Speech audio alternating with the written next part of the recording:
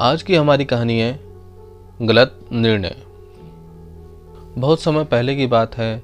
एक गांव में मनोहर नाम का एक दर्जी रहा करता था। उसकी कपड़े सिलने वाली मशीन के ज़्यादातर उपकरण लकड़ी से बने हुए थे। एक दिन बहुत ज़्यादा बारिश होती है, जिसके कारण उसके घर में पानी भर जाता है। घर में बारिश का पानी भर जाने के कारण उसकी मशीन पूरी तरह से खराब हो जाती है। मशीन खराब हो जाने के कारण मनोहर बहुत परेशान हो जाता है। वह दुखी होकर सोचने लगता है कि अगर जल्दी ही उसने अपनी मशीन को ठीक नहीं किया तो वह कपड़े सिलने का काम नहीं कर पाएगा, उसके पूरे परिवार को भूखा रहना पड़ेगा। यह सोचकर मनोहर जंगल जाने का फैसला कर लेता है ताकि वह अपनी मशीन को ठीक करने के लिए अच्छी लकड़ी काट कर ला सके। फिर मनोहर इस विचार के साथ जंगल की ओर चला जाता है। मनोहर पूरा दिन चलता रहता है, लेकिन उसे अपनी मशीन के लिए अच्छी लकड़ी वाला कोई भी पेड़ नजर नहीं आता है। फिर भी मनोहर हार नहीं मानता है और अच्छे पेड़ की तलाश में आगे बढ़ता रहता है।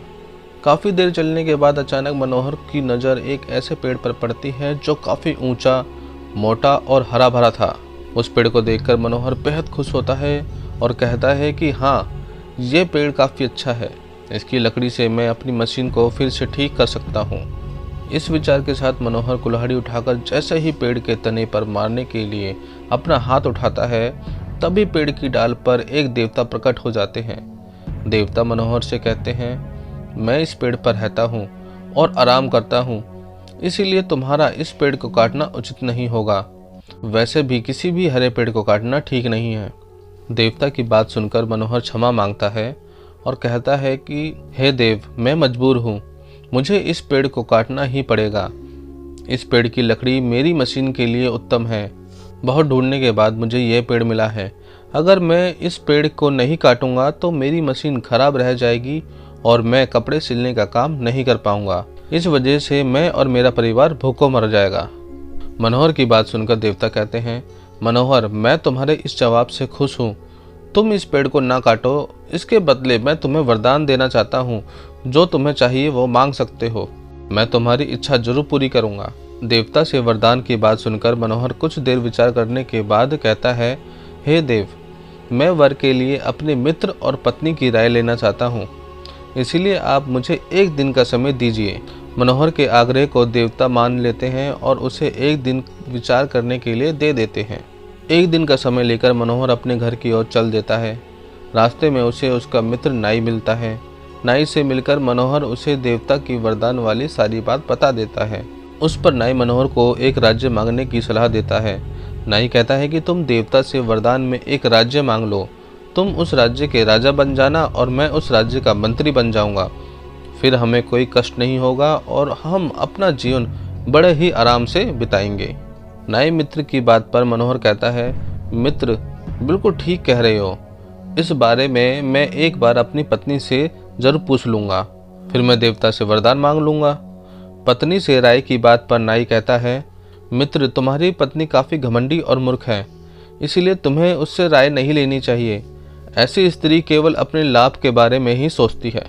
इस पर मनोहर कहता है, मित्र, फिर भी वह मेरी पत्नी है, इसीलिए मैं उसकी राय एक बार जरूर लूँगा।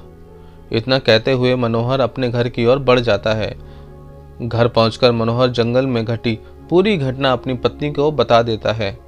देवता से वरदान मिलने की बात सुनकर मनोहर की पत्नी कहती है, राज्य मांगकर कोई लाभ नहीं है। राजा की कई जिम्मेदारियां होती हैं, वह कभी सुख से अपना जीवन नहीं बिता पाता है। आप 2 हाथ से इतने अच्छे कपड़े सिलकर ठीक ठाक कमा लेते हैं। ऐसे में अगर आपके 2 सिर और 4 हाथ हो जाए तो आप 2 गुना कपड़े सिल पाएंगे। इससे कमाई भी दुगनी हो जाएगी और आपका मान समाज में भी बढ़ जाएगा। पत्नी की यह बात मनोहर को समझ में आ जाती है और वह देवता से वरदान मांगने जंगल की ओर चल देता है।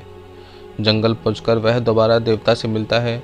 देवता मनोहर को देखते ही कहते हैं कि मनोहर, मांगो, क्या मांगना चाहते हो। मनोहर देवता से कहते हैं, हे देव, आप मुझे 2 सिर और 4 हाथ दे दीजिए। देवता मनोहर की यह बात सुनकर पूछते हैं कि तुम 2 सिर और 4 हाथ का क्या करोगे। तब मनोहर बताता है कि 2 सिर और 4 हाथ होने पर वह दुगने कपड़े सिल पाएगा, जिससे उसकी कमाई पहले से अधिक हो जाएगी। मनोहर की यह बात सुनकर देवता मुस्कुराते हुए मनोहर को वरदान दे देते हैं।